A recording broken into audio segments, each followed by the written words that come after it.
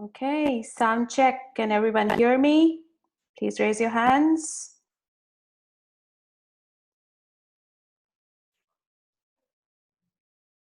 Great. Good morning, everyone. My name is Nosheen, and I am associated with Ignite Fredericton as their Population Growth and Workforce Development Specialist. And I welcome you all to this first of a series of webinars designed to help you with your virtual job searches. Just a couple of housekeeping requests. Please keep your microphone on mute for the entire length of this session. It will help us maintain order and sound quality. If you need to ask a question, please use the Q&A section on the bottom menu on your screen, and you can type it in. You may send your questions in both English and French languages. The speaker may take them during the session or at the end of the session as he deems appropriate. Today, we're going to focus on the best strategies to undertake when giving an online job interview. I am happy to introduce Laurie Bourque, and you can see him there on your screens. He's going to be our facilitator for this session today. Laurie is a professional certified management consultant with Kensington Associates and has assisted private organizations achieve a variety of strategic and business goals. He's a graduate of the Professional Human Resources Management Program at the University of New Brunswick, and prior to becoming a founder member of Kensington Associates, he held the position of managing partner with the Business Development Bank of Canada's consulting group. Laurie has held senior positions with quite a few large organizations and has also been featured in a variety of business publications as a keynote speaker. Thank you, Laurie, for taking out the time to join us today. Thank you for having me. Without further ado, I'll go mute now and hand over the floor to you. Thank you so much, Nashim. Good morning, everybody. I'm at an unfair, as you can see me, but I can't see you. So before we get started, I would just like to do one thing. There we go.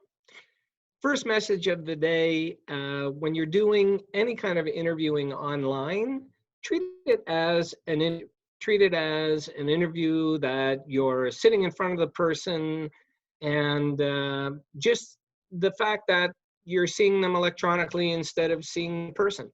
So the very first thing to do is understand that it's naturally uncomfortable to do these things in front of a camera. It's naturally uncomfortable to do these things on a webcam, and it's naturally uncomfortable to do it face to face. So we're just facing a very uncomfortable position squared. So before we start, I hope you're all staying well. I hope you understand that, you know, beating this virus is a very, very strange thing. We live in a very strange time. However, people are still hiring. However, businesses are going to reopen and people are going to need staff. We need to work, so we need to continue our quest to look for these positions. To give you an example of such, two things that I'm going to do this morning that are a little bit different than I would normally. I don't have any flashy presentations. I don't have any flashy PowerPoints to put up to you. What I do have is just a 1-hour session with you where I'm going to take your questions. We're going to talk about things that concern us about online interviewing, and we're going to strip this thing down to what it should be, and as comfortable an exercise as any other one that you would face. It's one, unfortunately, that we can't practice online. Many of us don't have access to the equipment, so you'll be gaining access to this equipment at the time of your interview. Wonderful. So what I'd like to do is just, first of all, a few of the basic rules of online interviewing. The very first one is your location. As you determine your location, you try to do some things to control the sounds as much as possible. If you notice this morning, we asked you to put your microphones on mute. For those of you that may not have experienced an online interview before, if we all started talking, nobody would understand anybody. The sound quality would cut in and out. We wouldn't be sure of what's going on. And it's very important to do something I didn't do this morning. I'll notice, and I'm going to ask you via the Q&A chat, is there anybody that noticed something that I did while Nosheen was talking? Just put it into your Q&A. Did anybody notice anything about my particular behavior?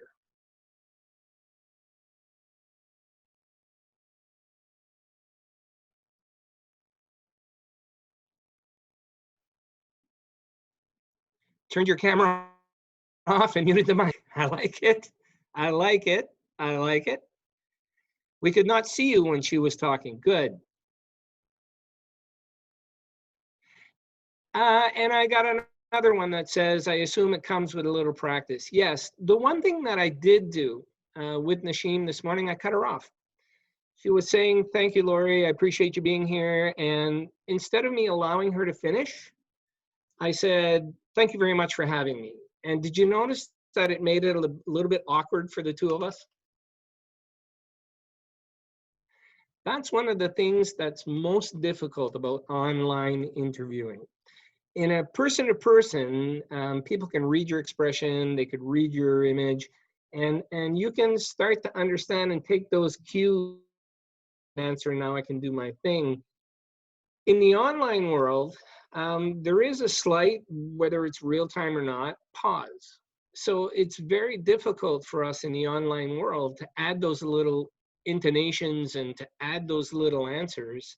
And it's really important to allow the person to finish and get the cue that they have finished before I answer. It's an uncomfortable pause and it's not natural.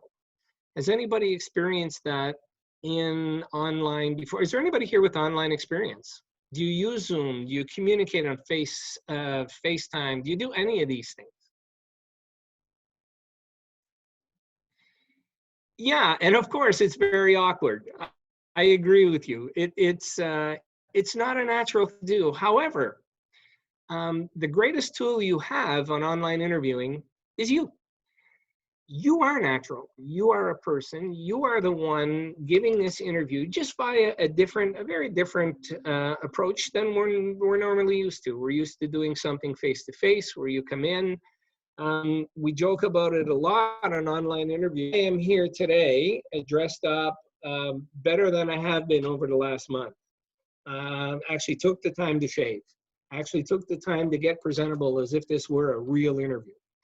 And it is. So in essence, what happens, you now have people that are going to receive your interview in one of three ways. So here's the first thing about online interviewing.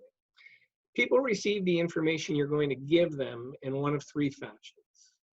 It's either auditive, they're going to listen, they hear. It's visual, they see. And it's cognitive, they process. So at the end of the day, if I'm and you're talking and I'm talking and you're talking, and it's very, very difficult to bring these things together, the cognitive response is mixed. I can't hear you well. I don't understand you well. It's a problem for me to identify and understand what you're trying to say. Visually, I get one impression. So here's what today. I had one of these Zoom sessions from my home earlier this week, and I didn't like the quality of the reception. I didn't like the quality of the image. The signal wasn't strong enough. So I came in, we have isolated offices today, so I came into my isolated office where I have tremendous bandwidth, and I know that the image is going to be good, and I'm not going to cut off every 10 seconds. Second thing I did 15 minutes before this is I took my handy I Live by this, and if you notice, and maybe you don't, it's turned off. Why is it turned off?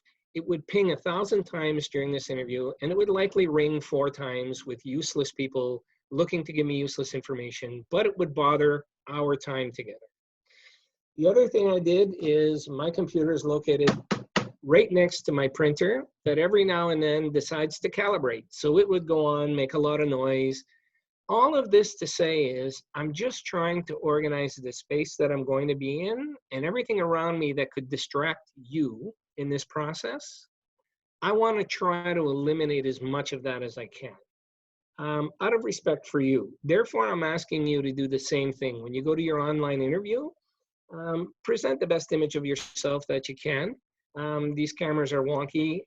They added 15 pounds to me. By the way, I'm 15 pounds lighter than this camera shows. We are where we are because of this pandemic, and we are going to be doing things online. So try to make as little distraction as possible. To give you an example, we're in the recruitment process right now. We're looking for a CEO, we're looking for programmers, we're looking for a variety of people from our clients, and we're doing it all via. So life goes on, it continues, and we are hiring from baseline all the way up to chief executive officers, getting ready for when this thing goes away and the light comes on. So far, so good. I'm 10 minutes in. I'm going to take and ask you my first question. Can everybody hear me okay? Am I speaking too quickly? Est-ce que vous m'entendez bien? Est-ce que vous avez des questions à poser? I have the chat screen open. I can see it. Ça va très bien. Good. Hello, Mohammed. Excellent. Well, listen, first of all, we've had a couple of things that we talked about in terms of presentation and how people receive your application. Sadly, the only visual you have now is you. You don't have any fancy papers or things you can show people. You can try to do it over the line and say, ooh. But at the end of the day, it's you, and you need to speak about you and your presentation.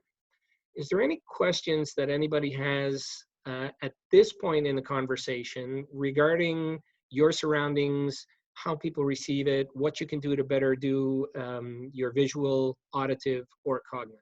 Any questions on that one? Any issues you have as you do this?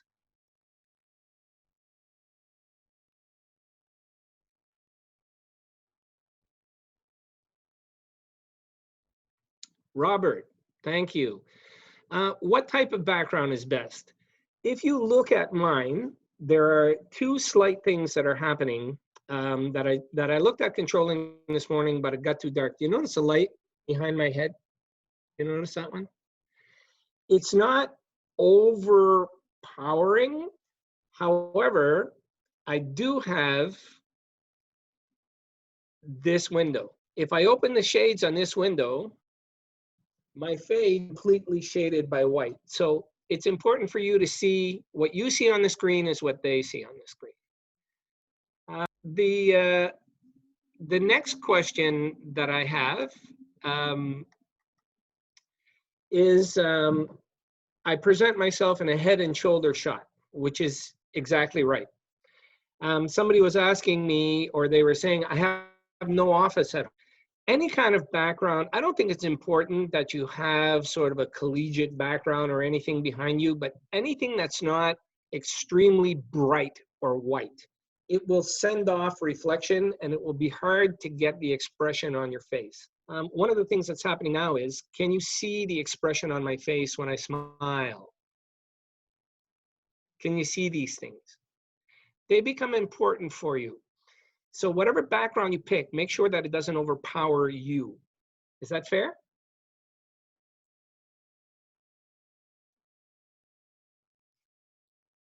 Excellent. Any other questions?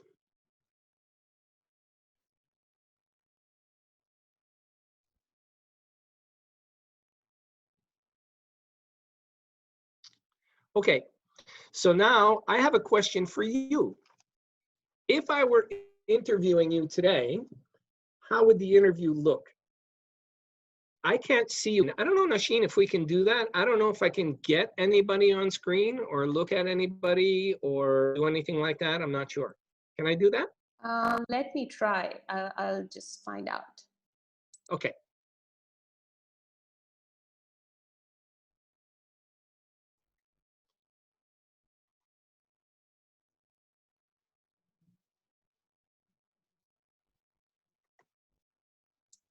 I'm afraid videos would not be possible because we have a lot of participants. So the Okay. webinar setting does not allow that.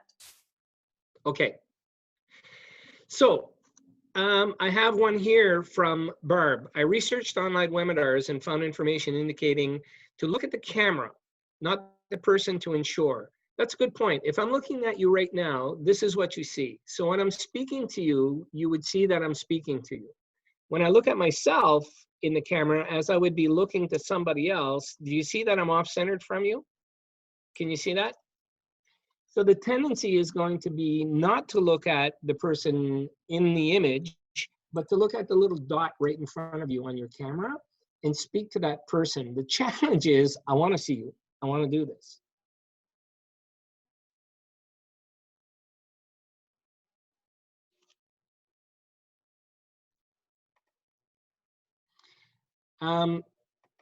And that's very hard. Yes, it is.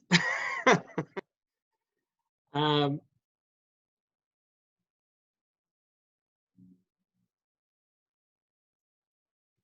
so well,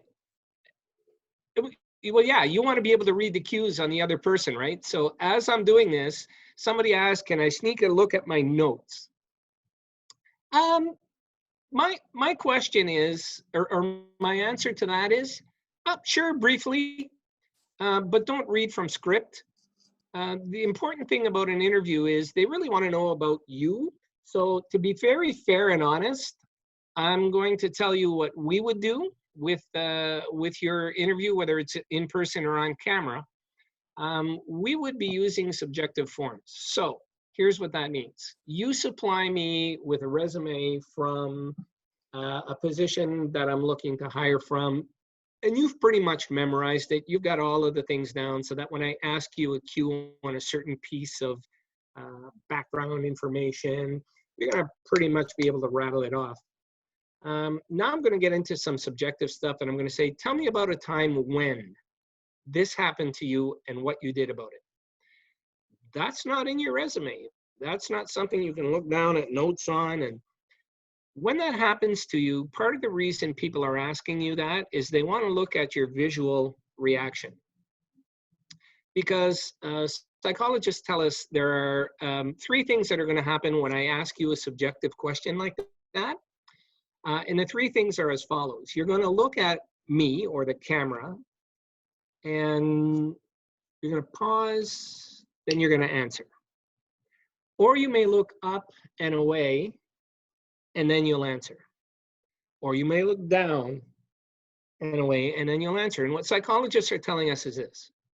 If you look at me straight in the eyes, and you're thinking about it, and it's rolling, it's likely something that's cognitive. It's very close. This happened. Yeah, this is not long ago, and then I'll tell you about it. If I'm looking up, I'm kind of looking for the data banks.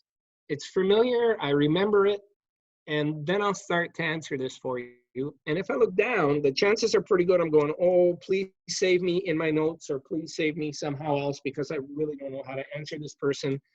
So I probably need to fabricate something from my notes. That's just an indication of, and I don't want anybody to panic about this, because really all it is an indication of, it's okay from time to time when you're speaking, if you want to check your notes for fact checking before you say it. But in essence, the interview is looking for what's coming from you. What's coming from the person, the aptitude of that person in this situation. It really is more important to me than the actual answer itself. If you don't have the answer, that's fine. And there's nothing wrong with saying, that's an interesting question. I've never had it before. I'd love the opportunity to go back, research it, and then come back to you.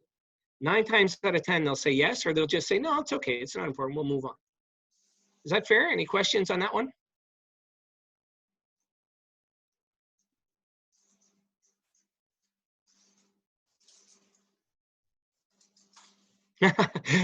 Mohammed, I think so. Yeah, that's a good answer. That's a good answer. And it's not always clear, and it's not always perfect. And we live in a situation where, you know, providing an online interview allows people to put on mute buttons. It allows people to do things and have discussions about you, or even exchange comments that wouldn't be possible in a face-to-face interview. So yeah, it gets a little unnerving for sure. Any other questions? Again, thank you. The approach of such a situation also matters on what? I'm sorry, I missed the last part of that comment.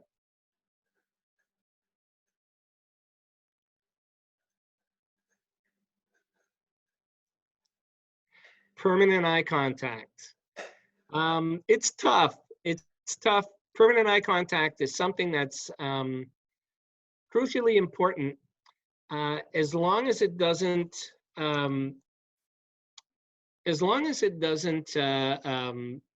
become an issue of constant contact that becomes uncomfortable because you wonder if this person ever blinks.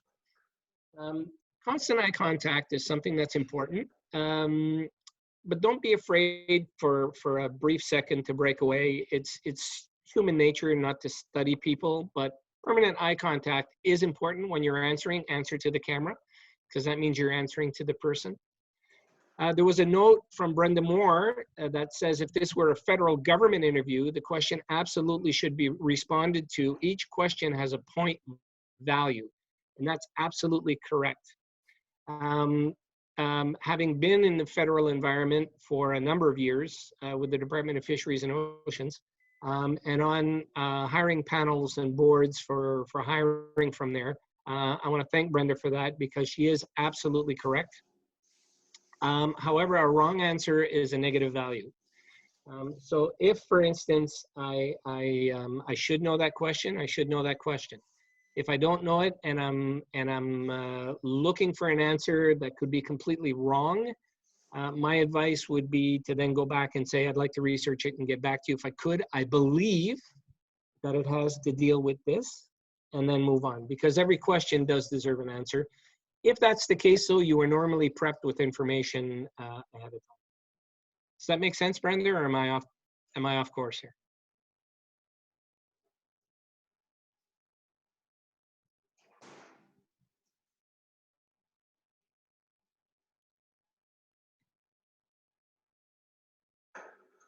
For factual questions, but not behavioral. Correct. Factual questions deserve that answer and should have a point score, and you should know that data.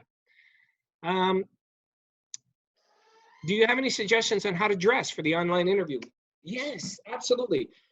Dress like you were going to a face-to-face interview. Prepare yourself the same way, and I say that psychologically as much as anything else. The way I dress right now, sadly, is the way that I dress when I meet with all my clients, but for only one reason. I know all my clients relatively well. I'm at the end of my career. They know me to be a business casual all the time. When I meet somebody for the very first time, however, I will go business formal. I will have a suit. I will wear a tie. I'm doing this because I want to make everybody feel comfortable here today. But if you're going for an interview, dress like you would for an in-person interview. Business formal, absolutely. You're welcome. The other reason for the business formal and for dressing like you would going to the interview is psychological. It kind of preps you to say, it doesn't matter to me if it's a camera, if it's anything else. I think you're equally important, and I want to do this for you because I'm at this interview and I want to treat it like it's a face-to-face interview. But I'll tell you something, you would be surprised how many people we get that come to interviews, whether they're online or not, that don't seem to understand that principle of first visual impression. So it's a very important one. Everything counts in an online interview like it would if you had a face-to-face.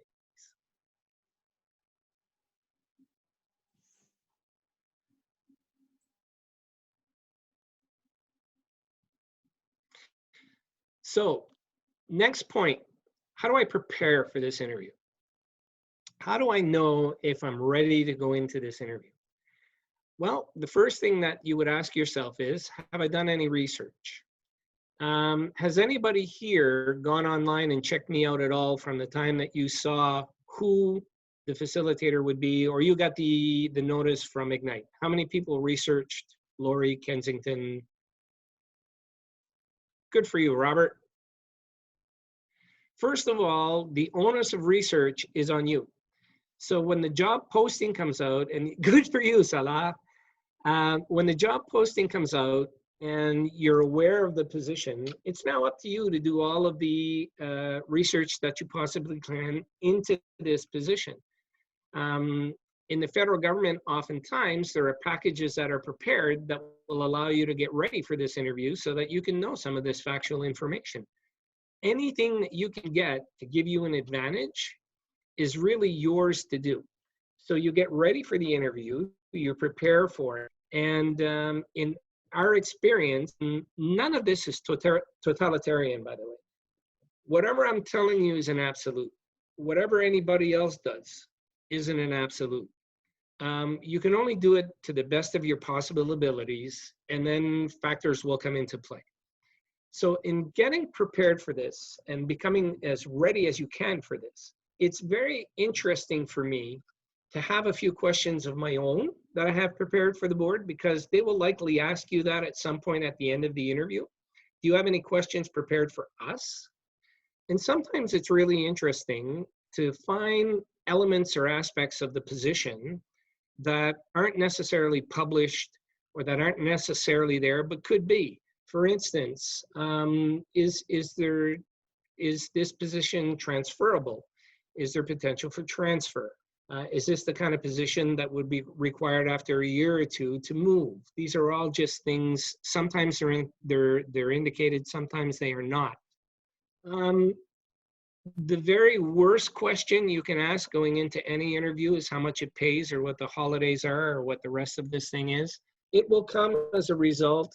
What most people are interested in when they're interviewing you is, do you want this job? Do you have a passion indicated that you're looking to do this? This is something that really interests you and you want to do it and you want to be part of this organization. All the while assuming that they're going to treat you fair. They're going to pay you well. They're going to do this, because at the end, when they want you, you can always say, oh my God, I'm sorry. $3 an hour is, unfortunately $9 under minimum wage, and no thanks. So getting ready for the job. Any questions on how should I prepare?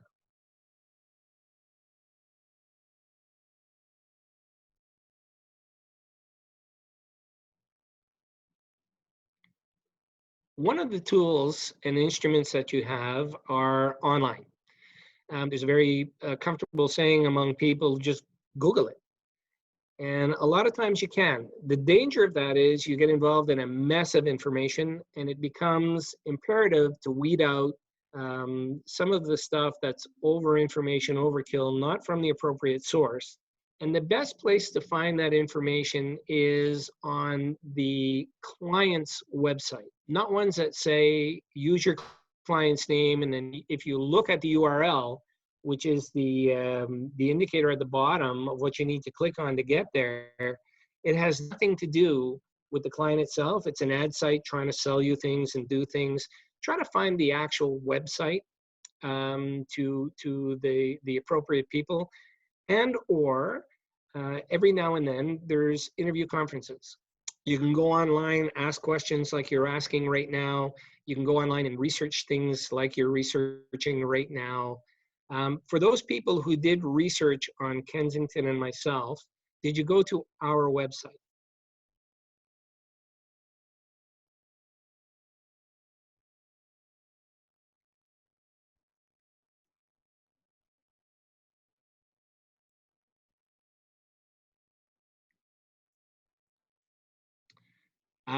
I'm not sure, Nashim. It looks like either that or there's no questions, but the chat room has frozen with Mohammed. Can somebody just send me a message to make sure that I'm not frozen here?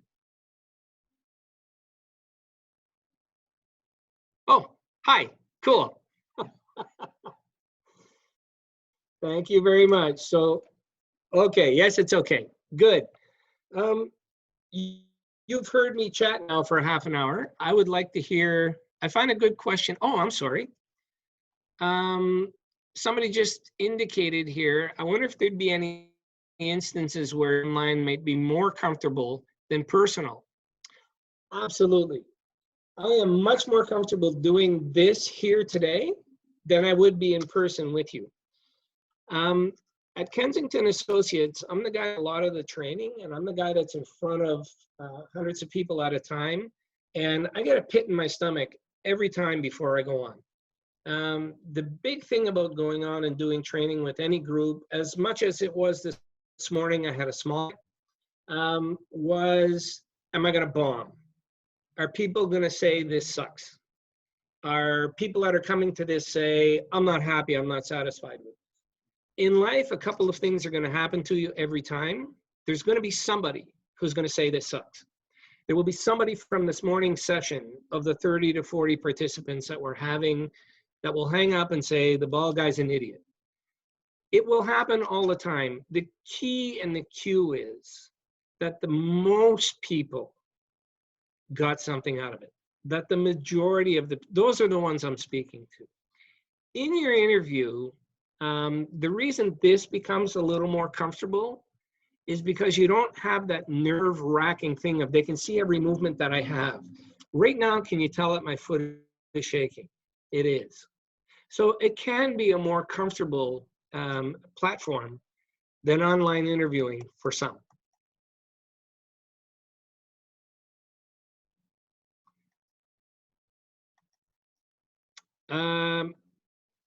Oh, I like this. Barb asked a question, or made a statement. I find a good question to ask is, can you describe your ideal candidate and what skills they possess? That, she says, allows you to identify any skills that you have that are not mentioned in the interview. That's a brilliant point. So if you look at it and you say, and you're good on your feet and you can answer, if you're going to ask this question, mentally prepare yourself a little bit for skill sets.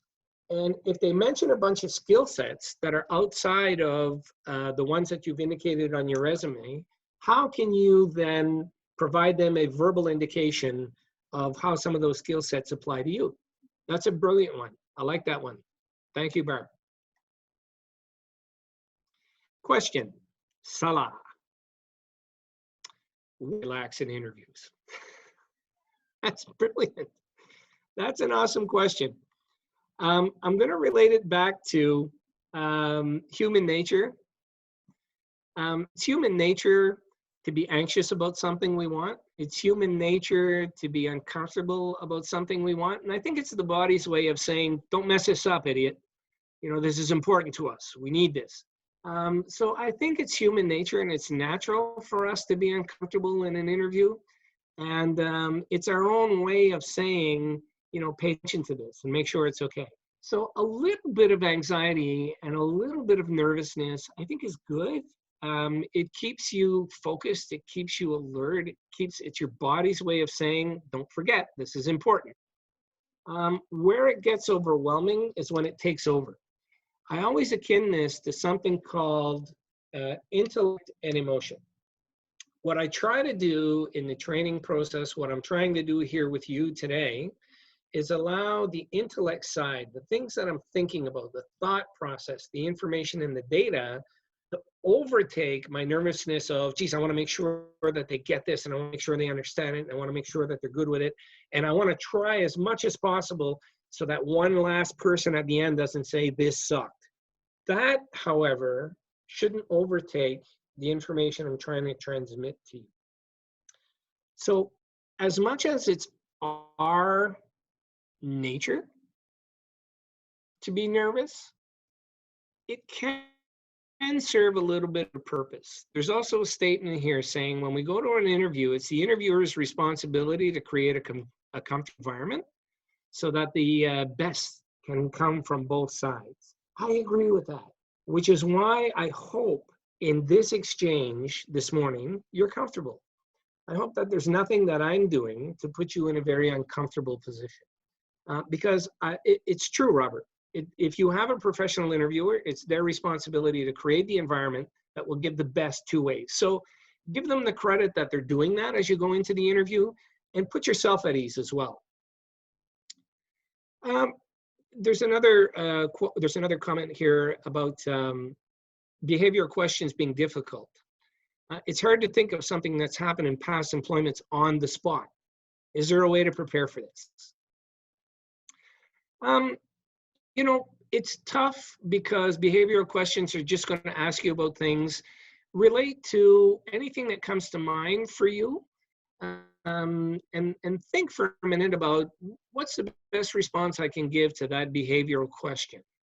I wonder if somebody would like to ask me a question, tell me about a time when. Put me in a behavioral situation. Maybe Barb, I think she's got some interviewing expertise, or anybody else for that point.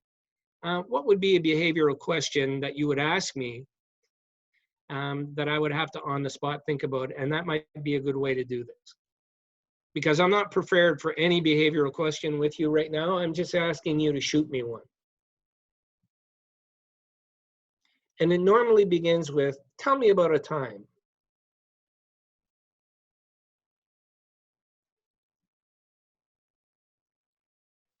Here's one from Kevin. Tell me about a time when you had to deal with conflict between yourself and a manager, and how did you resolve it? Many times.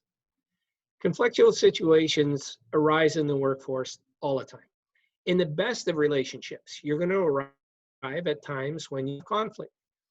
In my particular situation, we had conflict in the past between myself and supervisors in various positions that I had, or managers in various positions that I had.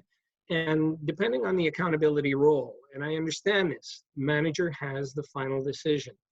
My role is to make sure that the manager is as informed as possible prior to making that final decision. So in this particular case, we had an event to deal with an employee. Wasn't sure that I agreed with the approach from the manager because that employee was under my direct supervision. So I felt it was responsible to give the manager the most information possible, the most accurate information possible, and then provide some insight as to, having worked with that individual, what I think would work best to correct them.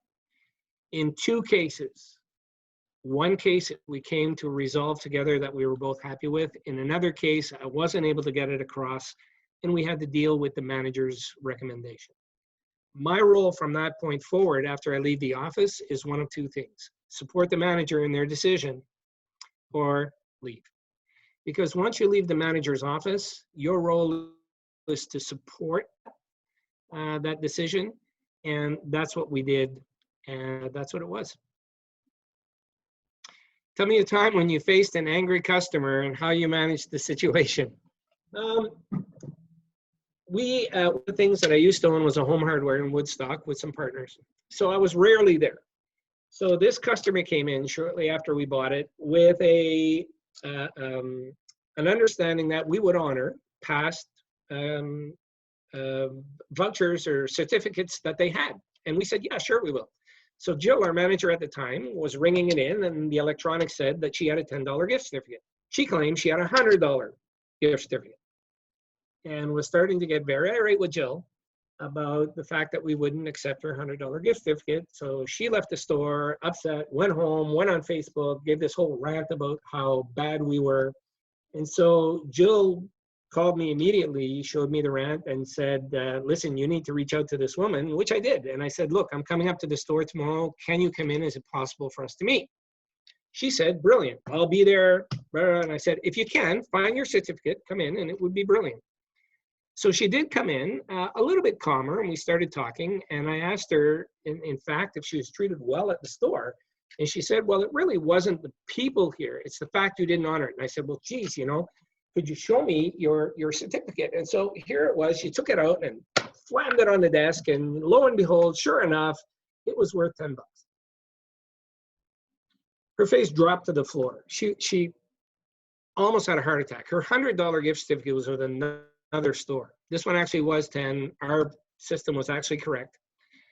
And so she immediately asked, can I see your employee? I'm so sorry. And I'm sure. So Jill came in and said, look, don't worry about it. It happens all the time.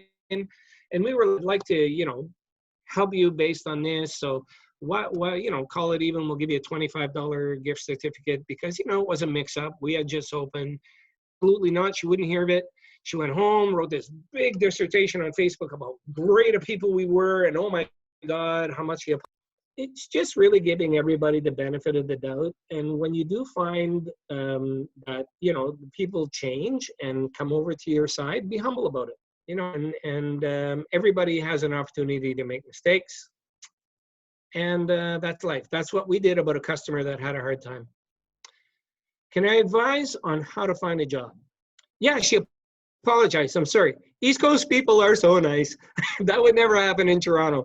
Kevin, listen, we've had the opportunity to travel around a bit. And early in my career, I worked for an Asian firm, so I would travel to Japan. And in Tokyo, yeah, they're hugely populated places where I have a lot of time to say, I'm sorry. This one actually did. So it was brilliant. How do I find a job? Today, there's a billion things going on that we didn't have back in the day. One of the things that I find is interesting are all of the job sites, the Indeeds of the world, ZipRecruiters of the world, LinkedIn places of the world that accept your resume free of charge. The reason why they do that and the way that it works is when we go on there with a job posting and we say we're looking for this position, they match keywords with your resume and they float it along right away. So when you put your resume into these job seeker sites free of charge, you really never really know who's looking at them. A lot of people do.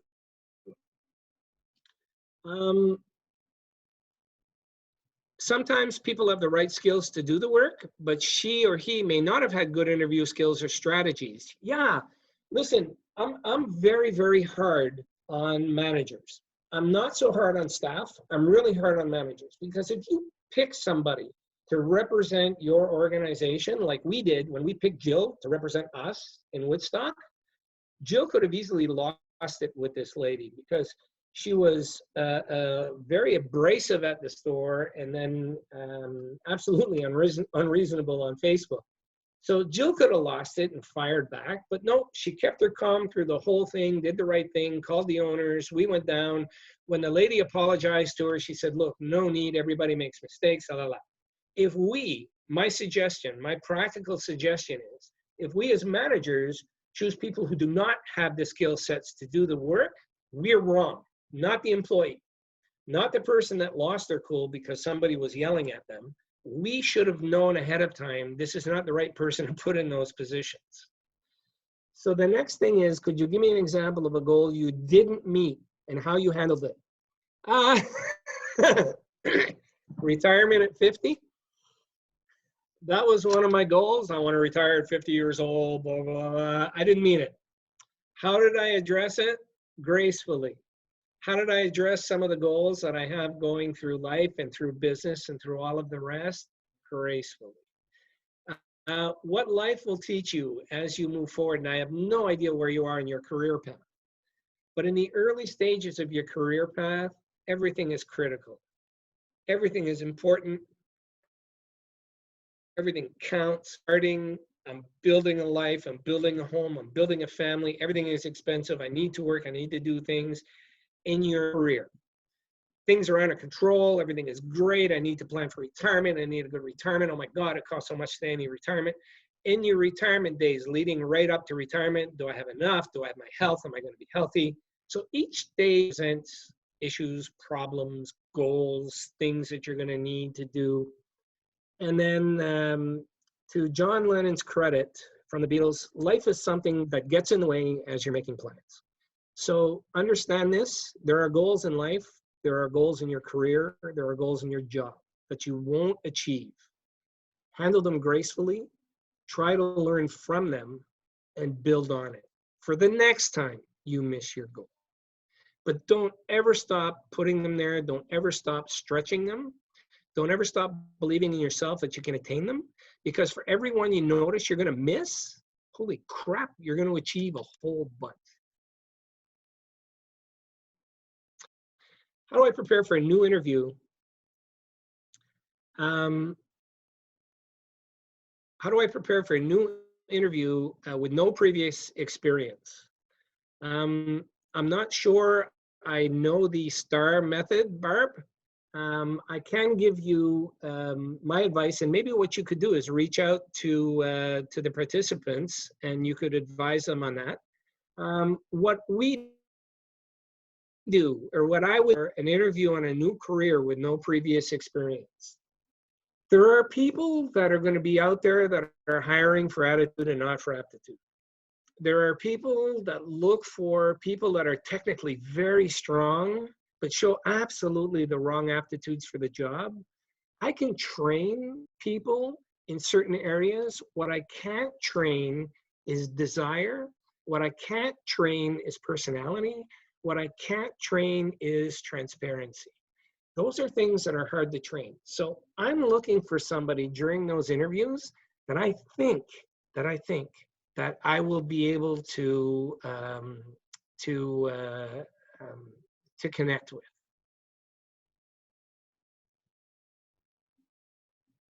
So I think, Salah, when you say, can you tell us your name on LinkedIn, that would be for Barb, for the STAR method.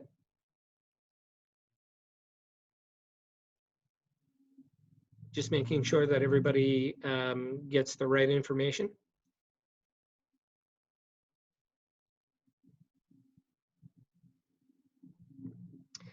So are there any questions particular to something you're going through right now? You know you're going to be going online. We have about 15 minutes left, and I just want to make sure that I can answer as many people as possible. Is there somebody out there, and if you're shy about asking your question, now's a good time to get over it. So ask your question, because you will be on these video interviews and you will be facing questions and situations. Okay, What are some Laurie, challenges? yeah, Laurie, sorry to cut you, but there are a couple of questions on the Q&A video by Karina Roy. Oh, sorry, I'm going to go into the Q&A. Yeah. And let me see. Karin, would that be the first one? Karin Roy? Yes. What I find most difficult with Zoom meetings is seeing myself on screen. I get concerned about the way I look. This is the interesting part. Remember I told you that on this video camera, I think I'm 10 pounds overweight. The beautiful part about it is I also think I have hair. So at the end of the day, I dislike seeing myself on screen. I dislike listening to myself on a tape recorder. Have you ever heard yourself on a tape recording? And you sound ridiculous, but everybody else sounds the same. Again, it's our perception of what we look like. It's our perception of what we are. At the end of the day, you know what? We are somebody, and we do bring these things forward. And the funny thing is, when I hear other people, I hear them just fine. And when I see them on screen, they look just fine to me. So be comfortable with the fact that, Karin, we see ourselves differently than everybody else do. And everybody else sees us okay. You know, so the way we look and the way we move to other people is okay. The way we look and the way we move to us, sometimes not so great. Don't worry about it. If you look at the camera and you look at the lens, you won't be seeing yourself. Karin, you also mentioned the organization provides people with disabilities to help find jobs. That is brilliant.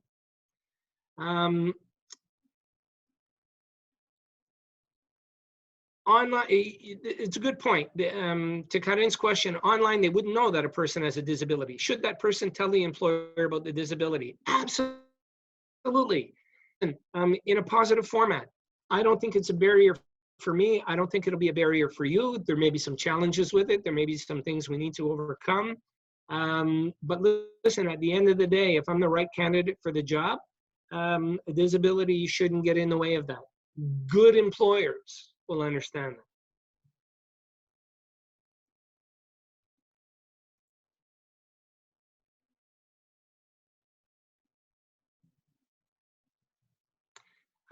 I don't know if those were all the questions on the Q&A. Yes, they were, I guess. Okay. Yeah.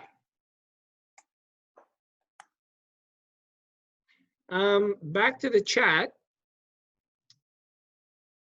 Is it okay to use this to answer your questions if you don't have a professional experience? Within the context of common sense, absolutely. A goal that I might have missed if I got into a personal situation would be at all embarrassing to either myself or the people listening, because it gets a little too personal and the information is just a little too much information, then I wouldn't go there. but a personal substitute for a professional one in the context of behavior, and it's in a behavioral pattern, sure. And to Mohammed, that sometimes you become nervous while facing an online interview. Absolutely, we all do. At the end of the day, once you get into the online interview, get into your space. The wonderful time about this is your time, this is your space, and you can shine. You can look at that camera, and now I'm not looking at 7 people with their facial expressions or the board and 3 or 4 people writing notes and making me nervous about, oh, what are they writing? Are they saying things? This is the brilliant part about this, Mohammed. You get to be yourself right in front of the camera, and you'll be fine. You'll be fine. Yeah, true. The last online interview lasted 2 hours and was enjoyable. I think it very much depends on the interviewer. They can make the interviewee feel very much at ease and very much comfortable. Their job is to do that effectively. And as much as we said about the employee that we had representing the front line that did a great job, and somebody might not have done such a good job, the interviewer may be doing that as well. You may have a professional interviewer that's making the interviewee feel very comfortable. They have a job to do. They need to extract the information from you. They need to evaluate you to see if you're the appropriate candidate and where you score. But they also want to try to make you comfortable. Their job is to do that. And if you get a good one, you'll know it. You'll know it right away. And if you get a bad one, make the best of it that you possibly can.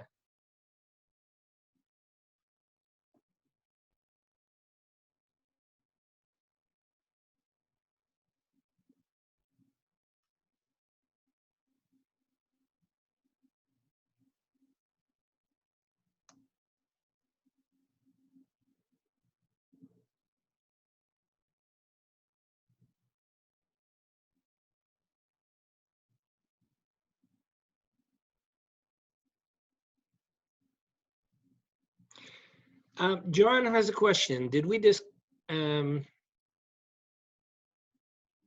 gusting I mentioned before, I got disconnected. What is the gusting, John?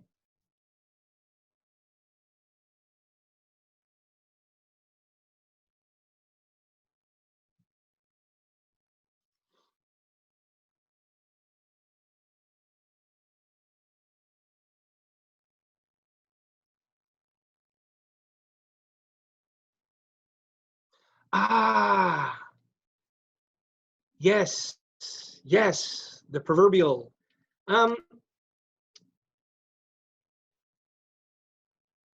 Yes, it does. Unfortunately, John has a very good point. You go in, you do your thing, and either at the private sector level or provincial or federal level, you put your application in, you do some stuff. You can even get to a certain distance, and then you fall into oblivion. And nobody ever gets back to you. Nobody does anything. Here's a phenomenon that's happening these days that is incredible. Respond to employees. We also have employees who come to work. They work a shift. They go off at break, and they never come back. They didn't say we're going away. They didn't say anything. They come. They work 2 days. They go home. They never come back. They don't call. They don't do anything. As absolutely astonishing as that is to me, the same applies to employers. Here's what's going to happen. In a mass reach out, there are people that are going to not respond to everybody that applies. They're going to tell you that right up front. We will be contacting only qualified employees. So we'll have a screening process in the beginning. If you pass the first screening, we will contact you. From that first point of contact, John, they should always get back to you to let you know what happened. Sometimes you may or may not like the response that you get. Always ask what went wrong. Always ask for an opportunity to debrief to help you to get to the next one. But you're absolutely right. After 2 or 3 rounds of interview, if you didn't hear back, that's horrible.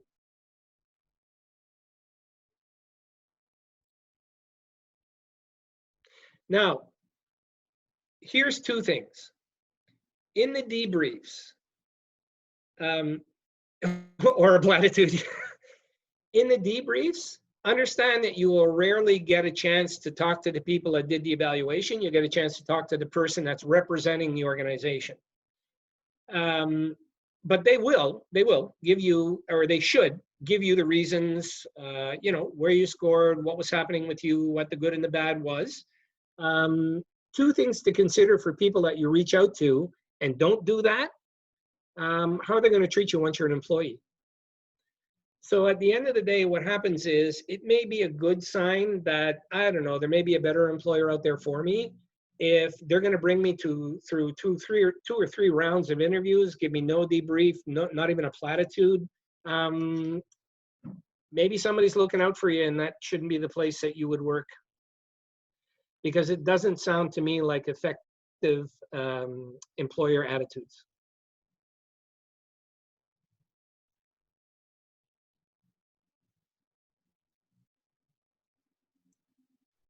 There's one more question on the Q&A by Nick Kobish. Oh, let me get back to you.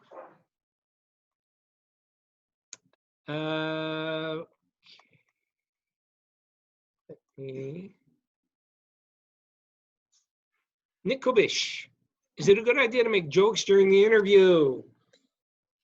Well, here we go. I am one person who deals with anxiety through humor. In this particular case, trying to put comfortable as I possibly can, I will do things like this. At the beginning of the interview, I will do things like hold up my phone and tap the computer. Is it a good idea to use humor? Take your cues from the interviewer.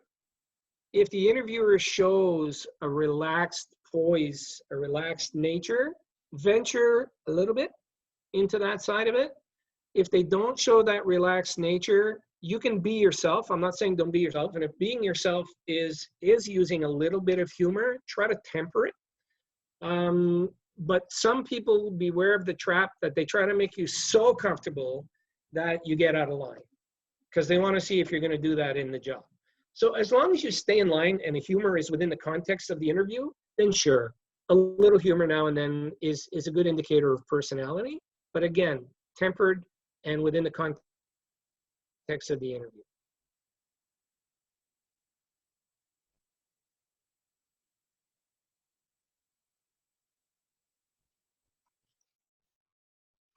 And Kanza is asking what to do if the connection drops between the interview. Ah, very nice. If your connection drops during the interview, it's important for you to reach out to the interviewers. They will, of course, know that it dropped. Reach out to them, let them know that you're available to reschedule at their convenience, and reach out to them in either text, email, or phone call. And listen, I was on the interview, it dropped. And to reschedule, and you're available to them anytime they want to reschedule. They should not ever hold that against you. Actually, it may be a benefit, because now you get time to think about things that were going on during the interview that you might be able to use on the next one. What will be the interviewer's deciding factor? Your performance with behavior or factual questions? I'll give you our standard. Our standard 33, 33, 33. 33% depends on the factual answers that you give. Somebody who's the most factual in responses, and sometimes the job description will be more than 30%. It'll be 90% what you know about it. Brain surgeon, you better know brain surgery. But at the end of the day, 33% is how accurately you answered those questions. The other 30% is what personality traits you demonstrated during the interview.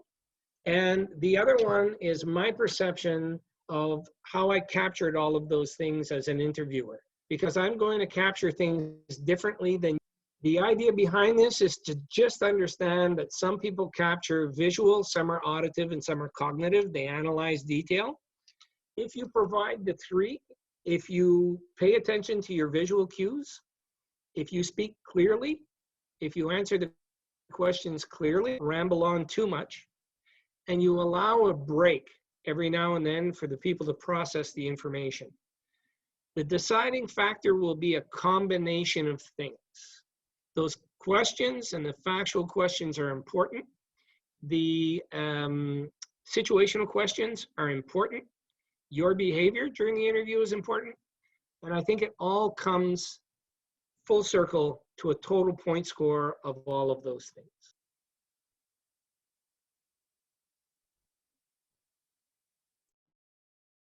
Okay, I guess we're at the end of our timeline here, and I don't see any more questions coming in. So what do you say? Should we call it an end, Laurie? Sure. Listen, I want to thank everybody. Some people are saying thank you. You're very welcome. I think Nashim has my email address. If anybody has any questions, if you're going through any struggles, if you're going through anything and you'd like a little piece of advice before your interview starts, send me an email. Reach out to me. I'd be more than happy to respond. Okay, and I'll take a moment to thank you, Laurie, for this great session. And I'm certain that the tips and the information that you provided is going to be very useful for a lot of us. We will be sharing a feedback survey with all participants via email, and I would request you to take 2 minutes to respond to that. Absolutely. Thank you. Our next webinar in this series will be held next Tuesday on April 28th at 11 a.m. And we will have Laurie again talking about how to make the most of an online social networking platform, like LinkedIn and Twitter and Facebook and all, and using these platforms to our professional advantage. So Laurie, you're up again next week, whether you like it guys, or not. You get me twice. Sorry, guys. So don't forget to register. You'll find the links online. Until then, take care, everyone. Stay safe and goodbye. All right. Thank you very much and good luck to everybody.